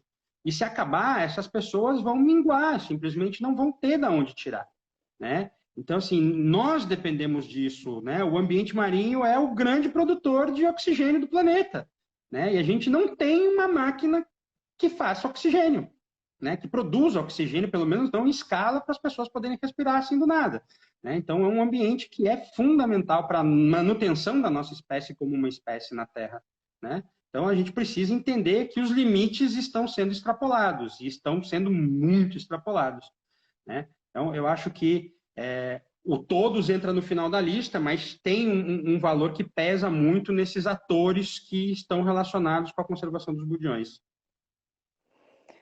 A Fabiana colocou aí os consumidores, né, dessa parte de pesca que a gente falou, o consumidor que ele tá na praia, vai num restaurante, numa barraca de praia, saber que o peixe que ele pediu ali, o prato que ele vai consumir, se aquele peixe, qual peixe que é, ter uma ideia de se aquela espécie, se aquele peixe foi pescado ali naquela região, se veio do mercado, da onde veio, se é uma espécie que está ameaçada. O consumidor também é bastante importante. Com certeza. Carlos, acho que a gente conseguiu explicar para as pessoas o que é o Projeto Budiões e qual a missão que o Projeto Budiões tem desde janeiro, que a gente começou o nosso trabalho aí para os próximos anos. E teve bastante pergunta. Quem quiser, se tiver mais pergunta aí, pode ir colocando. Mas a gente falou aí quem são os atores importantes para a conservação dos budiões. E nessa fala você já colocou, mas não sei se você quer complementar um pouquinho. Teve lá no início uma pergunta sobre quem se beneficia com a conservação dos budiões. Então, é basicamente o que eu falei agora na parte anterior, né? Quem se beneficia? Em última instância, nos beneficiamos todos, né? Como eu falei, muitos pesquisadores, e não somos nós do Projeto Budiões que estamos dizendo isso, são os grandes pesquisadores de budiões do mundo, como David Bellwood e outros grandes nomes que trabalham com esses animais, que dizem que eles são as espécies chaves para salvar o ambiente recifal, que a gente sabe que dentro dos ecossistemas marinhos é um dos mais ameaçados. É um ambiente de altíssima produtividade. Os recifes de corais são os locais onde a gente tem as maiores biodiversidades no ambiente marinho, né? Onde tem um recife, tem um hotspot de biodiversidade, né? E eles são a peça-chave para o funcionamento do recife, né? Sem os budiões, e isso não sou eu, o Carlos, que está dizendo, isso tem um monte de trabalho que mostra claramente que quando você remove os budiões, o Recife entra em colapso, né? Ele vai caminhando cada vez mais para um colapso cada vez mais acentuado, pela função que ele desempenha, né? Pelo papel dele, né? Digamos assim, a profissão dele naquele Recife, né? Então, o papel que ele desempenha ali faz com que ele mantenha o Recife saudável. Sem eles, a estrutura começa a entrar em colapso. E isso é importante para todos nós, porque, assim, milhões de pessoas no mundo dependem... A maioria da população do mundo, nos continentes, está distribuída nas zonas costeiras. Os recifes de corais, na sua grande maioria, estão nas zonas costeiras. Logo, a gente faz aí a relação direta. Muitas pessoas vivendo na região costeira, os recifes na região costeira, essas pessoas dependem de quem para ter alimento? Dos recifes, né? Então, o colapso do Recife leva ao colapso da pesca. Muitas pessoas buscam essas regiões como um atrativo turístico, né? Para fazer turismo. Ninguém quer entrar, mergulhar num Recife, botar a cabeça embaixo d'água e não ver nenhum peixe. E ver pneu, e ver garrafa, e ver pote, coisas plásticas. Ninguém quer ver isso, né? Eu lembro uma vez minha mãe fez uma viagem, voltou para um desses turísticos famosos que tem aí, pontos turísticos que tem famosos, ela voltou abismada, falou, nossa, mas eu entrei na água, só tinha pneu, só tinha garrafas, né? Um lugar que todo mundo fala, que tem que conhecer, que é lindo, que é maravilhoso, achou horrível. Né? Minha mãe, que é uma pessoa que não tem nenhuma relação com a atividade ambiental, com a área ambiental, não tem afinidade com isso, né? Se sentiu abismada, ela e as amigas que fizeram a viagem, porque chegaram num lugar e estava cheio de lixo, né? E fala assim, nossa, gastei dinheiro à toa fazendo aquele passeio, nunca mais eu faço. Né? Ainda tentei, falar, não, calma aí, não é bem assim, mas, enfim, não gostou. Então, assim, são milhões de pessoas que dependem dos empregos desses locais. Né? E os budiões são um grande atrativo para esses locais. Então, aquela ideia um pouco romantizada, não, para as futuras gerações, eu não sou muito dessa perspectiva. Eu acho que, assim, eles são importantes porque eles prestam serviços ecossistêmicos, né? Eles reciclam carbono, eles aprisionam carbono, né? O Recife, né? E para o Recife fazer todas essas funções, produz oxigênio, e para o Recife fazer essas funções, produz peixe para a gente poder comer e pescar. Para ele fazer isso, ele depende dos budiões. Logo, se a gente quiser manter essas atividades, dentro, obviamente, de limites sustentáveis, a gente precisa ter populações de budiões saudáveis, vivendo em recifes que vão estar saudáveis também. Ótimo. Carlos, a gente teve uma pergunta sobre a sua parte, uma das partes que você mais gosta dentro do projeto, sobre as parcerias que a gente pretende fazer, que a gente já fez, ou que pretende fazer com a iniciativa privada, especificamente com escolas de mergulho. Que tipo de parceria e como que essa iniciativa privada dentro do mergulho pode participar do projeto? Então, para nós eles são a chave, né, para a gente poder ampliar o nosso sistema, né, a nossa proposta de ciência cidadã. Por quê? Porque essas escolas, essas operadoras, primeiro, os próprios guias da operadora, né, as pessoas que trabalham diretamente, que são as pessoas que levam as pessoas para mergulhar, eles costumam visitar um local com muita frequência. Então, e essas pessoas conhecem os bichos. Talvez não conheçam com os nomes científicos que a gente usa, né? O Scarus trispinosus, o Scarus elinde, o Sparissoma amplo, né? Mas conhece o budião azul, o budião verde, o budião batata, o budião banana, o budião não sei o quê. Então, eles conhecem esses bichos, né? E eles podem trazer informação. E eles mergulham naquele local há anos. Muitas dessas pessoas têm 20 anos de carreira, 30 anos de carreira. Eles conhecem aquele local de 20, 30 anos atrás. Eles podem trazer um conjunto de informações para nós que são valiosíssimas, que é o quê? Que é um background antigo, né? Que é um livro de contos do passado, como era 10, 20, 30 anos atrás e qual é a situação que a gente tem hoje, né? E, além disso, eles levam um monte de pessoas que são entusiastas da natureza. O mergulhador, em geral, de uma forma geral, ele é entusiasta da natureza. Ou ele é muito entusiasta pela natureza, ou ele é muito entusiasta pelo mergulho, uma das duas coisas, né? Senão ninguém aguenta ficar 45, 50 minutos embaixo da água, soltando bolha, sem conseguir falar nada com ninguém. Então, você tem que se entusiasmar com alguma coisa. Então, ele sempre... Ou você é gosta muito e traquetear, de mexer nas coisinhas do mergulho, ou você gosta muito da contemplação lá embaixo d'água, e normalmente gosta das duas coisas, né? Então, essas pessoas, elas podem, nesse tempo que elas estão lá embaixo, coletar informações e trazer para a gente, né? A gente tem aí uma das pesquisadoras do projeto, que é a Manuela, ela está à frente da Ciência Cidadã, e ela vai entrar em contato com as operadoras, a gente vai disponibilizar material, a gente vai explicar como funciona a Ciência Cidadã, que está lá no nosso site, para as pessoas preencherem o formulário, né? A gente está fazendo alguns ajustes, está terminando, né? E a gente deve lançar aí muito, muito, muito em breve, nas próximas semanas, se não na semana que vem, na outra, já alguma coisa relacionada aí, começar a contactar essas operadoras de mergulho, né? E aí a gente pode ir conversando, fazendo reuniões específicas com as operadoras, para elas agregarem as pessoas que elas frequentemente levam para mergulhar, para a gente explicar como é, o que elas precisam fazer, né? Então, eles são, para a gente, são uma parceria fundamental. A gente já iniciou essa parceria, né? A gente já deu uma palestra numa operadora de mergulho, já nos convidou para falar um pouquinho sobre o projeto. Então, a gente vai fazer a divulgação mais dessa parte de ciência cidadã, mas além da ciência cidadã, qualquer operadora de mergulho que quiser convidar a gente para uma palestra, talvez não sobre esse tema, mas outro tema específico que o Projeto Budiões puder contribuir e que isso vá reverter na conservação dos budiões, a gente está aberto aí para receber e fazer essas parcerias e dar palestras, nesse momento online, mas a gente está aberto. Eu vi aí, tem o pessoal da PAD que entrou, tem alguns também, alguns perfis aí que eu vi que são fotógrafos, e então podem divulgar aí que o Projeto Budiões está aberto para fazer parcerias no que for possível para divulgar esse programa de ciência cidadã, e a gente quer as operadoras de mergulho, os guias de mergulho e os mergulhadores recreativos como grandes parceiros do Projeto Budiões. Nessa linha, Carlos, teve uma pessoa que perguntou, aqui em Porto Seguro tem operadora de mergulho e elas fazem aquele tipo de mergulho que é o batismo, né? Para quem ainda não tem um curso. E então ela está começando nesse entusiasmo que você disse, né? Quem vai fazer um batismo está iniciando nesse entusiasmo.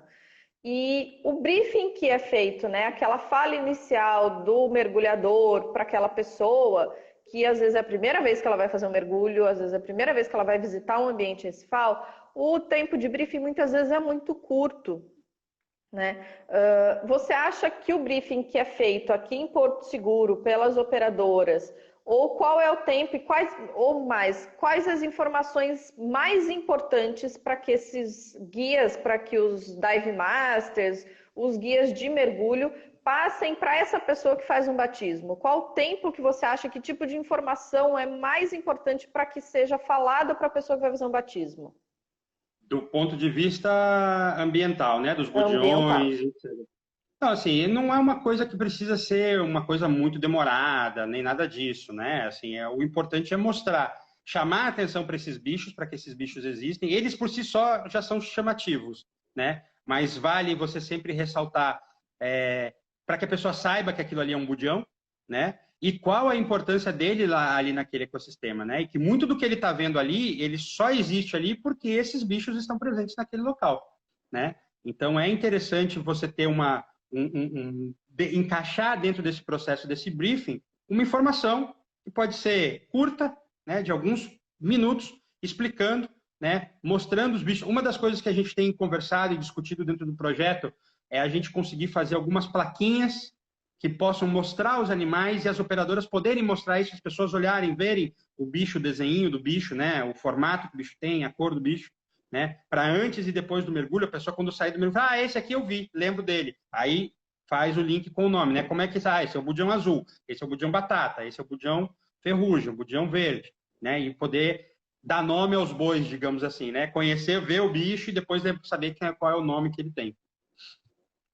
Então, essas Então, ações podem ser coisas fáceis de serem colocadas num briefing.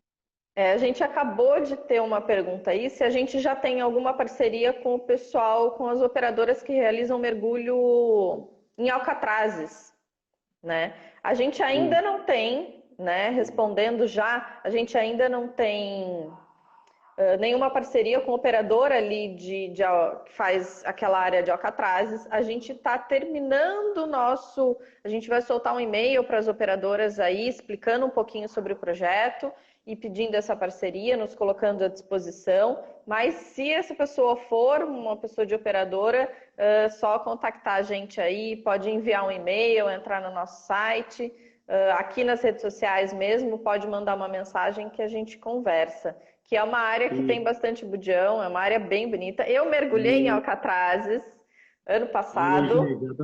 Já está me fazendo inveja, porque eu nunca mergulhei em Alcatraz, já mergulhei na laje, mas nunca fui para Alcatraz, tenho muita vontade. Pode convidar a gente que a gente vai sim, com certeza. Então, consegui ir para lá, fui na Páscoa do ano passado, eu fui para Alcatrazes e foi incrível. Um dos melhores mergulhos que eu já fiz. E olha que eu comecei mergulhando em Noronha, hein?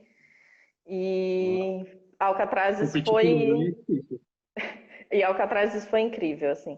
E o legal de Alcatrazes é que, falando um pouco desse briefing, se a gente sair ali de São Sebastião, a gente tem cerca de 4 horas de navegação. Então é tempo para briefing. Muito tempo. Nesse dá bastante tempo. Meu sogro e minha sogra tinham uma casa, eles são de Santos, eles tinham uma casa no litoral norte, em Juqueí.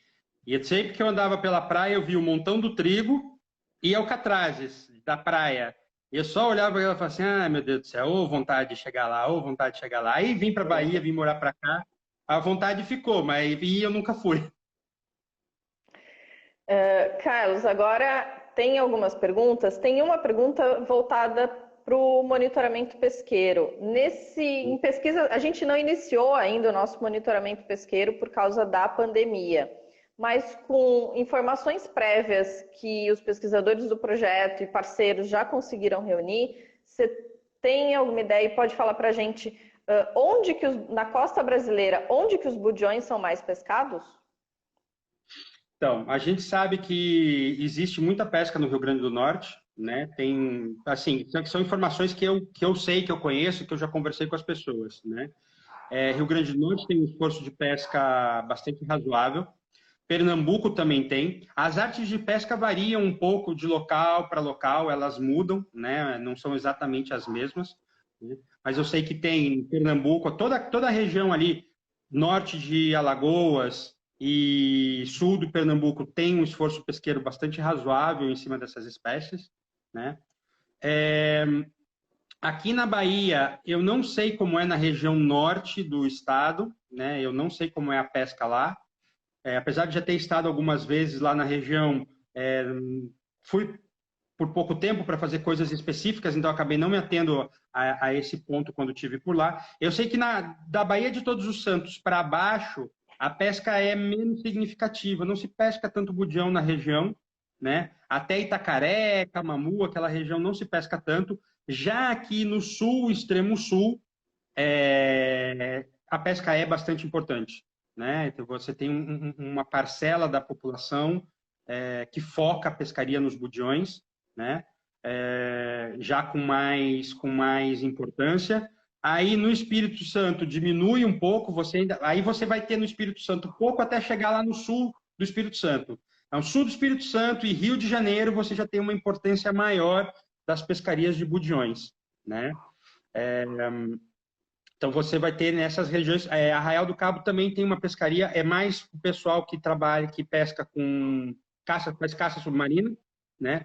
Em Pernambuco, por exemplo, o pessoal usa covo, né? São armadilhas que eles colocam dentro da água, os budiões entram lá dentro, né? Eles vêm pouco na linha de pesca, porque são peixes herbívoros, né? Então na linha eles praticamente não vêm. Existe uma ou outra técnica de pescaria que acaba pegando, né? Mas lá em Pernambuco, que eu sei, é basicamente nesses covos que eles são capturados. Aqui é mais misto, tem algo de rede nos recifes, aqui no sul da Bahia. Tem algo de pesca com rede, tem caça submarina e tem alguma coisa, acho que com polvo também, mas eu já não tenho muita certeza. Rio de Janeiro, que eu saiba, é primariamente também com caça submarina, né? Na região de Arraial do Cabo, Cabo Frio, aquela região toda ali é mais caça submarina. São Paulo eu não tenho informação, não sei se ele é alvo de pesca na região. São Paulo já tem uma pesca mais industrial, a pesca artesanal é um pouco menor, né? Essa nossa região do Rio de Janeiro, passando o Rio de Janeiro para cima, a pesca é um pouco mais artesanal, lá no sul ela já é mais industrial, né? Paraná e Santa Catarina eu sei que tem menos interesse. O Paraná, eu sou do Paraná, né? Nasci lá, me formei na Universidade Federal do Paraná, trabalhei bastante tempo lá no litoral, e é uma pesca menor, assim, as pessoas não estão tão focadas nos budiões lá, não, né? Estão mais focadas em outros grupos de peixes. Certo. Carlos, a gente tem uma pesquisa, uma pergunta voltada, eu acho que junta um pouquinho o nosso programa de pesquisa com o monitoramento de pesca, se além dos budiões, de informação dos budiões, se a gente vai coletar alguma informação também de outros organismos.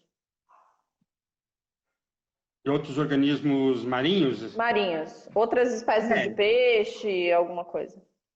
Então, como a gente falou, toda a nossa parte de pesquisa, a gente tem muita gente da academia envolvida, né? Então, monografias, teses, dissertações, e aí outros trabalhos podem acabar sendo desenvolvidos, né? No ato do trabalho com o projeto Budiões, então a gente pode coletar outros dados de membros da equipe ou de parceiros que precisem de informação, a gente com certeza vai estar aí ajudando para também poder coletar outras informações. Nada específico relacionado ao projeto, né? Até porque é muita coisa que a gente tem para fazer só do projeto, do que foi pensado para o projeto, né? Mas com certeza sim, a gente vai poder coletar aí outras informações quando for necessário.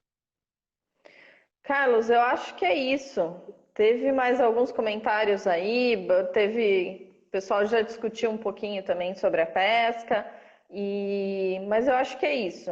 Eu acho que finalizamos aí as perguntas também e conseguimos apresentar em mais de uma hora, que eu imaginei que fosse ser, mas apresentar então a proposta e a missão do Projeto Budiões.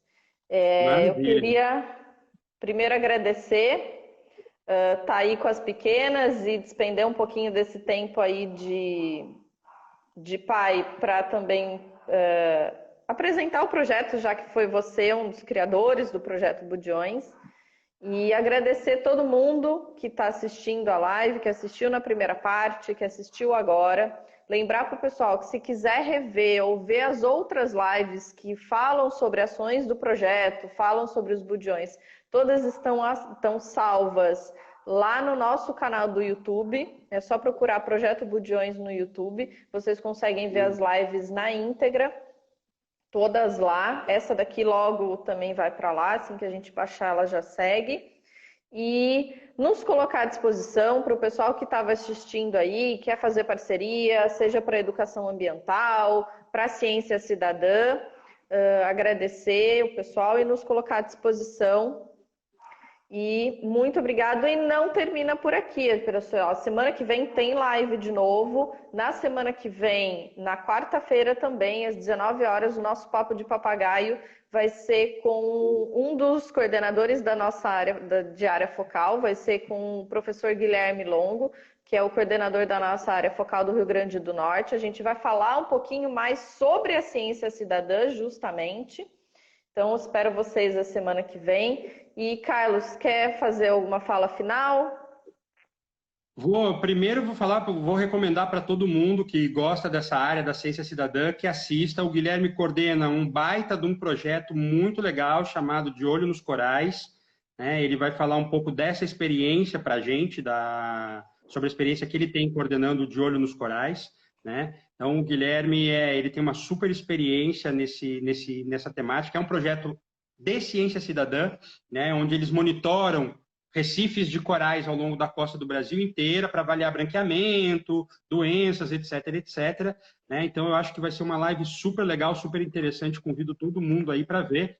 E para quem quiser, o que Marina já colocou, né? Quem quiser, a gente está super aberto aí para conversar, para trocar ideia. A gente tem tentado manter os nossos feeds das redes sociais o mais atualizado possível, sempre trazendo informação, coisas do projeto, o que que a gente está fazendo, informações que são relevantes, coisas que não necessariamente são do projeto, mas estão relacionadas ao projeto, né? Atitudes, comportamentos que as pessoas podem ter no seu dia a dia, né? Então, assim, e a gente está aí sempre aberto para ouvir, para colaborar, né? E para ajudar dentro do que tiver nas nossas capacidades aí, como seres humanos que somos. Como você falou, eu tenho duas filhas, são gêmeas, e estão com 7 meses recém-cumpridos. Então, assim, minha demanda como pai está sendo assim full time, senão a mãe fica doida, louquinha, louquinha, louquinha com as duas.